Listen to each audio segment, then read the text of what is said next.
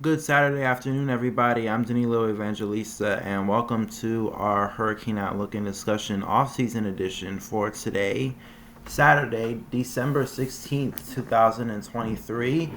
And we got a lot going on today. Specifically, if you look at the thumbnail, I have a picture of the modeling of what could be a very nasty, high impact coastal storm that'll impact the East Coast, the entire East Coast, this weekend and even starting today. We're already starting to see impacts specifically down south in Florida, and it's going to make its way up the East Coast tomorrow. Very nasty conditions for everybody that will be impacted by this, but this will not be a snow event, but it'll still be a bad one. We'll talk about that. Plus, some new model guidance for the hurricane season for next year. And what can I say? It looks pretty aggressive. All of that, of course, and more, obviously. Today is my start. Thank you for joining us. Glad to have you along. If you're gonna like what you see today, I encourage you, as always, to subscribe. Let's get on with it. We have a lot to get going with, and let's just start off right now, obviously, with a plain, simple look at the Atlantic. And what do you see? Well, obviously, not really anything that you would see during hurricane season. Is obvious. We're in December. We're in the off season now. We're slowly also starting to see that transition, obviously, from summer to winter atmospherically, and it's definitely reflecting right now on the satellite imagery. A lot of high level winds, especially with the fact that we're in El Nino. So we're going to see a lot of high upper level winds that's represented by these clouds moving very strongly from west to east.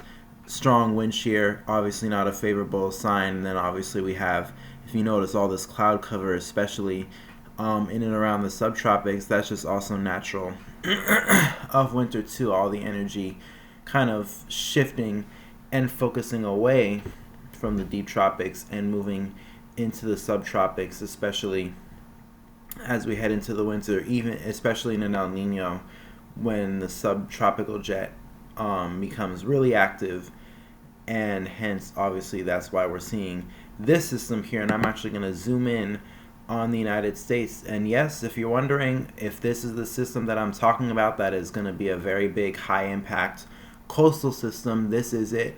And you can see it's very menacing, taking a lot of energy from the Gulf of Mexico, and it's also a very widespread storm as well. A lot of cloud cover over Florida. There is severe weather today there, I believe a slight risk, and I'll show you that in a moment. But this is what's going to move up the East Coast. It'll bring high winds, heavy rain, flash flooding probably for some people, and rain totals anywhere, I believe, 2 to 4 inches, 5, 6 inches even in some areas.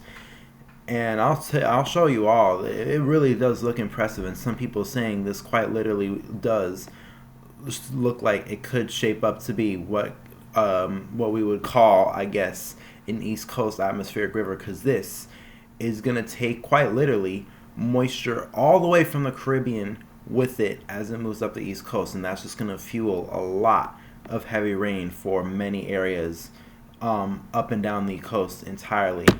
And I'll show you right now on the weather prediction site. This is the NOAA National Weather Service homepage. And you can even see already with a bunch of these pink warnings, they're not really the warnings that we look at for us on the surface, but for ocean and marine interests, a lot of these pinks represent gale warnings. So basically that means very strong high winds that'll probably stir up the coast, and that is also very significant for marine interest as well. And they even have here, I believe this is a storm warning, if I'm seeing that correctly, a storm warning off the Carolinas coast, and basically lurking just off the East Coast, and even already across portions of the mid-Atlantic and into the Northeast. You're already starting to see these greens pop up too, which represents flood watch, and that means very heavy rain. Probably going to see, I'm actually going to scroll through this really quickly, rainfall totals of 2 to 3 inches I'm seeing. Let me look, see if we can find any higher levels, but you get what I mean. Very strong winds, heavy rain, gonna move up across the entire East Coast, and that with that also severe weather. That's mainly focused around Florida today. They have a slight risk for severe weather, I believe. Wind is at 15%. Not really much of a chance for hail, but wind and tornadoes being the biggest threat there. And then that's going to move from Florida today to the Carolina coast tomorrow. They have a slight risk too for portions of South Carolina and North Carolina, right along the coast, I believe, right where the low pressure will track. And them too, they have a tornado and a wind risk at the highest. You notice both days today, the wind risk is what is max, is the highest potential out of all the chances in terms of the categories for severe weather today, because this is going to be a very high impact storm in terms of the winds, and I'll show you that in a little bit. But when it comes to other areas besides the wind, I'm just going to show it once again, the rain. Lots of heavy rain today, and you can even look here at the Weather Prediction Center page. Heavy rain and flash flooding possible through Florida today. This is what the red represents. Move that to day 2. That moves all the way from Florida through the entire East Coast, stretching all the way, quite literally, from South Carolina up into the Mid-Atlantic, New York City region. And then as we get into day 3, that extends even further and moves all the way up into Maine and along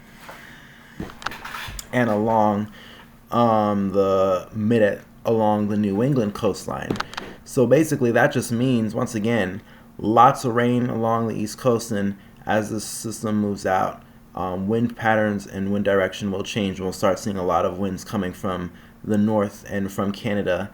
And maybe some areas along the interior northeast and mid-Atlantic could actually end up seeing some snow from this too, and that's what this is represented here, this blue. Some mixed precipitation is possible.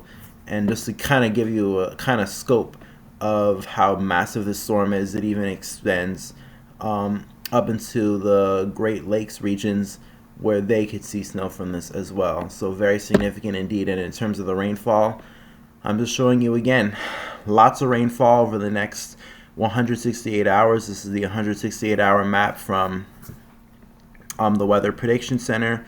Look at that, some values, especially along the Carolinas. They're really going to get it hard. Values stretching all the way up to 5 inches. There, and those pockets that last up to 5 inches go all the way up into Maine and even into the Northeast as well, right around New Jersey and New York. Look at that, values there too, around 3 inches and up along the coast. Basically everybody is going to get at least an inch or 2 inches of rain from this, on top of the fact with heavy winds, and I'll show you this on the model right now, starting from today, hour 6. Right now centered over the Gulf of Mexico, moves in the low pressure. And a lot of people talking about this, how this does look like a very menacing low pressure. I've even seen some people kind of drawing similarities to how an overall subtropical system in nature would look like, especially more or less in terms of how organized this low pressure looks like. And this is not going to be subtropical in any sort of way. Let's just clear that up right now. But the general idea is that this will be a very organized low, and you can see it already over Florida. This is into early tomorrow morning, late overnight tonight. Lots of heavy rain into Florida, and then over the next 36 hours, this is right around Sunday night, Monday morning. Just look at this, quite literally an organized mess that moves into the coast. The Carolinas getting lots of heavy rain, and even notice this too, as the storm moves up, a bunch of these bars that you see here, these are isobars, something that we talk about during hurricane season a lot. These isobars being really close together represents very strong winds that'll be associated with this. So that's where the high wind event comes as well. And then when I talk about moisture being streamed up all the way from the Caribbean, I'll even show it right now. This is the precipitation and moisture. This really will take in a lot of moisture. Look at this. As this moves up the coast, you see where its connection in terms of the relative humidity. I don't even need to show the precipitation map with this. Just look at how much precipitation, humidity in the atmosphere is being associated with this. And look, it comes all the way, quite literally, from the Caribbean, and it has a connection from the Caribbean in feeding into this low pressure throughout the entire duration that it moves up the East Coast. Once again, quite literally, as some people are saying, an East Coast version of an atmospheric river. And I would certainly agree. Lots of moisture, packing a punch of heavy rain and high winds.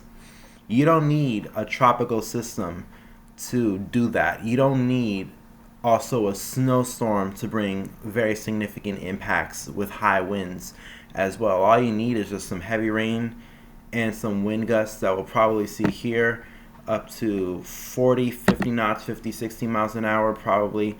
And I'll show that here in the low level dynamics. I'll go to the 850 height and wind.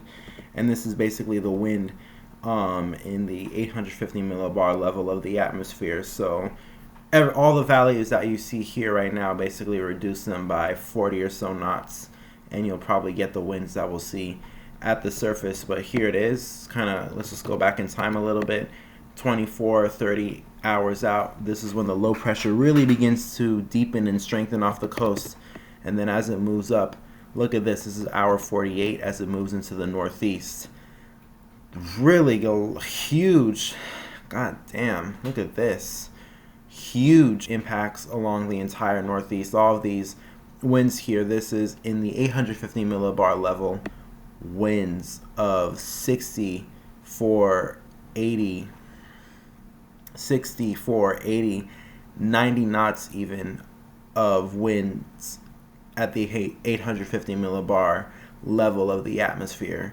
So as that would translate to the surface, that probably means wind gusts exceeding 40, 50, 30 knots in some cases, and that's 35, 40, even 50 mile an hour wind gusts that we'll probably see stretching up across the entire northeast and mid-Atlantic coastline from this as this moves out.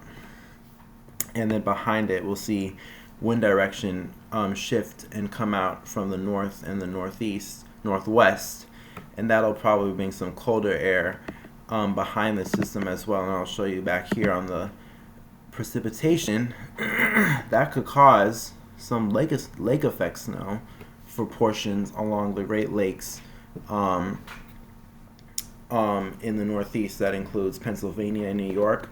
Probably might see some lake effect snow associated with this as well, but as this gets towards the coast, unfortunately, there's probably not enough cold air in place enough to see the backside of this produce any snow stretching up along the coastline.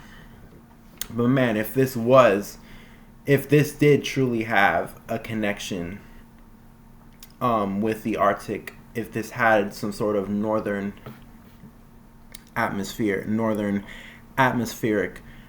connection associated with this, a connection of cold air from Canada, this really would have been probably a significant winter storm that would have brought a foot or two of 2 or 3 feet of snow in some areas, or even just a foot of snow, probably stretching all the way from the Carolinas up into Boston and Maine, and even a blizzard as well in some places, judging by some of the wind strength that we could be seeing from some of this. But bottom line, it is not going to do that, at least with this storm, but still heavy rains, high winds, all significant things that'll be seen in this system. And certainly something to keep in mind that we don't need to see a tropical system in order to see those type of impacts. We can get them solely from systems like this, winter, off-season systems that are very intense. Nor'easters, basically. This is basically, as we will call it, a nor'easter. Moves up the coastline, brings a lot of high winds, heavy rains, just enough to cause an absolute mess, to put it lightly. But since we're done talking about that, let's move on to hurricane season and, of course, tropics in general. And, of course, as we always do that with the NOAA Coral Reef Watch sea surface temperature anomalies, that's usually what we start with. And same thing as the last few weeks, very warm Atlantic. El Nino still going on out there, but slowly beginning to taper off. We're reaching the point of time in the El Nino that we typically see it climatology wise, at least in terms of climatology. It usually begins to peak around this time, mid to late December. As we head into the new year, that's when Enso usually begins to peak, and then afterward taper off and weaken. So we have that. Atlantic still remains warm, and we'll talk about the Atlantic being warm more in just a moment. But really quick, a look at our SOI. You can definitely see how El Nino probably is beginning to peak. Just take a look at the SOI values raising rapidly, especially over the last week or so. It seems even as far, if we go back to December 10th, where I have my cursor right now, from the last time we talked, the SOI value 30-day average was at was at almost -7 points, and now today the 30-day average has risen to just over -2 points, and we're starting to see the 90-day average begin to increase with that as well. The 90-day average right now standing at only -7 points, and that is just barely on the threshold that we would typically consider atmospherically. The atmosphere is in line with an El Nino, at least from an SOI standpoint. And in terms of modeling and in terms of that for the hurricane season, it all looks very interesting. Danny Morris, again, posting more modeling that came out this week. The December UK Met forecast heading into the end of spring 2024. And this is what he shows, and it looks pretty concerning to say the least. You see all this warm water in the Atlantic. Basically, other lack of better words to put it, that is really the most favorable look you could get. We do have a warm Pacific, probably discharged from El Nino, but obviously two most important areas to watch. Look at here along the equatorial Pacific. We're starting to see these cooler anomalies begin to show up, while in the Atlantic, a bunch of these orange and these reds showing up in the deep tropics. And people even here in the comments saying it. Adrian Liner saying it straight up. That's as hyperactive as a look as you can get. And then Danny Morris kind of in response posts 04 in there as well. Maybe could it mean something for next season? We'll have to see, but certainly shaping up interesting, and I'll talk more about Enso right now. This is another graphic that will kind of pull up as time goes on. This is the CPC Enso forecasts from the IRI, the International Research Institution, and this is their forecast that they release with NOAA every month and also every mid-month as well. But I usually take a look at the beginning of the month forecasts, and I have it on full screen here. El Nino, obviously, that's where we're in right now. 100% chance it will be an El Nino, basically through the winter and early spring. But by the time we get to summer, this is take a look at these month values here. We're already at July, August, September. That's what JAS means. These forecasts are, by the way, by 3 monthly periods. That's how we track Enso. So basically, almost always, when we're taking a look at official forecasts, you'll see them in 3-month forecast periods. That's just a rule of thumb to keep in mind going forward if you didn't know that already. And so by July, August, September, where are we with the Enso? Well, one thing very important to notice, this red bar, which represents El Nino, that has gone down significantly by that time, and this is, by the way, right as we get into the peak of hurricane season, so roughly towards the end of summer and into the beginning of early fall. El Nino has gone down significantly. Notice where this is also at the neutral bar, and most importantly, this blue bar right here, La Nina. And those go head on head, and I save this tab specifically because by July, August, September, I just wanted to show you the probability. This is more or less the visual look to the probabilities of ENSO, and this is basically a visual of this chart that is here. And I just wanted to say this because I wanted to show you. Look at where we are by July, August, September. La Nina and neutral conditions basically head on head with each other. La Nina at 44, neutral at 45. So what does that mean? Lots of model in agreement with the potential will probably see us transition out of an El Nino, and probably that's honestly the most important thing to take away.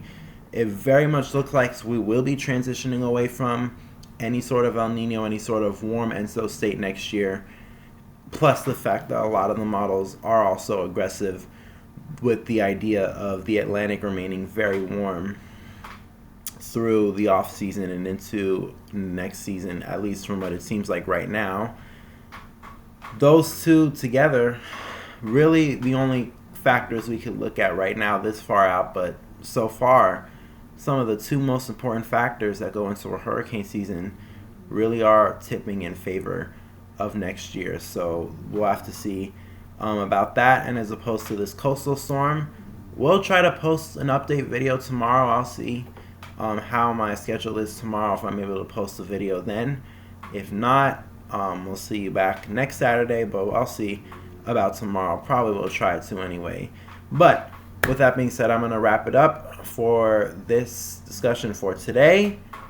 Those that are in the path of this high event coastal storm along the East Coast, that does include myself. I live in New York City, so I'm expecting a lot of severe weather in terms of high winds and heavy rain, as we talked about for this. So I'm expecting that. But if you are anywhere else along the East Coast and are expecting bad weather conditions from this, stay safe. Monitor the weather as always. And if you like what you saw today, as I say, like, comment, subscribe, share. Really the only way we'll be able to grow community, especially for tracking hurricanes for next year. Really important that we share and we kind of branch out and tell everybody. Of course, that's how we get a community going, and that's of course what I do hope to do as my main goal right here. But with that being said, I'm going to close it out. Stay safe. Peace, love, and kindness to all. Stay dry, most importantly. And we'll talk again soon.